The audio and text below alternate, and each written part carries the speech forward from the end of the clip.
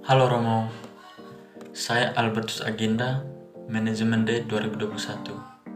Saya akan men-sharingkan hubungan agama dan kebangsaan. Bangsa Indonesia adalah bangsa yang besar dan kaya akan keberagamannya. Keberagaman suku, budaya, ras, etnis, golongan, dan juga agama. Dengan keberagaman itu, masyarakat Indonesia hidup berdampingan dengan perbedaan. Perbedaan untuk saling menjaga dan menguatkan persaudaraan satu dengan yang lainnya. Meskipun kaya akan keberagaman, tidak terlepas dari polemik yang memanfaatkan keberagaman itu untuk menjadikan alasan manusia menjadi egois, tamak, dan rakus.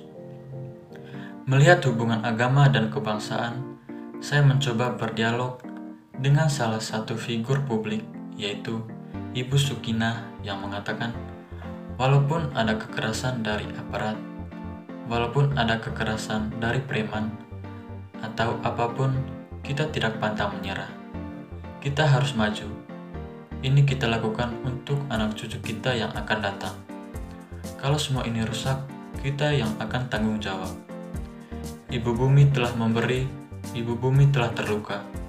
Ibu bumi akan mencari keadilan. Di sini saya melihat bahwa Ibu Sukinah merasakan ketidakadilan yang terjadi bagi masyarakat di daerahnya, sehingga ia berjuang untuk mendapatkan kesejahteraan mereka yang dirampas oleh oknum yang tidak bertanggung jawab, merusak alam mereka. Begitu pahit dirasakan oleh Ibu Sukinah dan masyarakat, namun tetap terus berjuang untuk mendapatkan kesejahteraan mereka. Begitupun dengan berdialog dengan tokoh fiktif film Penyalin Cahaya adalah tokoh Suryani, dengan karakternya yang keras kepala dalam memperjuangkan keadilan untuk dirinya sendiri dengan berbagai macam cara hingga pada akhirnya menemukan dalang yang membuatnya terjerat dalam kasus beasiswanya yang dicabut. Banyak kejadian di luar sana, seperti dalam film tersebut, yang mengarah kepada hal yang tidak baik. Tergabung dalam pesta mabuk-mabukan, berselisih dengan teman-teman hingga menyebabkan terpecah belah. Tetapi, dalang tetaplah dalang yang bisa kapan saja mempermainkan hidup orang lain. Kemudian, saya memilih figur lintas iman adalah Paus Fransiskus, yang mengatakan keprihatinan utama seorang politikus seharusnya bukan tentang turunnya jumlah suara, melainkan kegagalannya menemukan solusi yang efektif untuk fenomena pengucilan sosial dan ekonomis.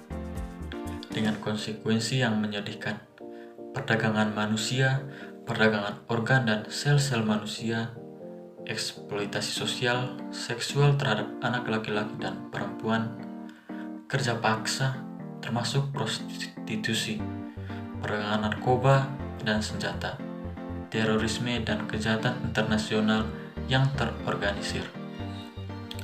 Paus Fransiskus melihat adanya keprihatinan terhadap umat manusia yang terkena oleh dampak politik yang tidak etis, yang tidak manusiawi, mengarah kepada kepentingan beberapa pihak saja tanpa memikirkan pihak yang menjadi korban. Hal semacam ini sering terjadi, namun sebaiknya harus ditiadakan. Kerakusan oleh politik yang sampai membuat rakyatnya menderita adalah sebuah tindakan politik yang seringkali jarang diharapkan oleh pemerintah. Dari situasi yang terjadi di dalam kehidupan masyarakat, serta situasi yang terjadi dengan dialog ketiga figur di atas, saya melihat peran agama yang sangat penting. Agama yang berada dalam sebuah bangsa atau negara memiliki hubungan yang sangat penting yang harus dipelihara dan dijaga.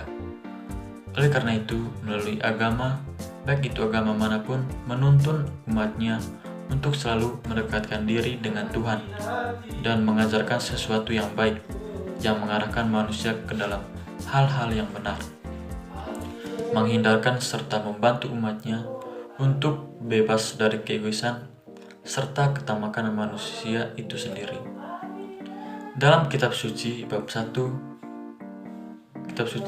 Petrus bab 2 ayat 16 Hiduplah sebagai orang merdeka dan bukan seperti mereka yang menyalahgunakan kemerdekaan itu untuk menyelubungi kejahatan-kejahatan mereka, tetapi hiduplah sebagai hamba Allah.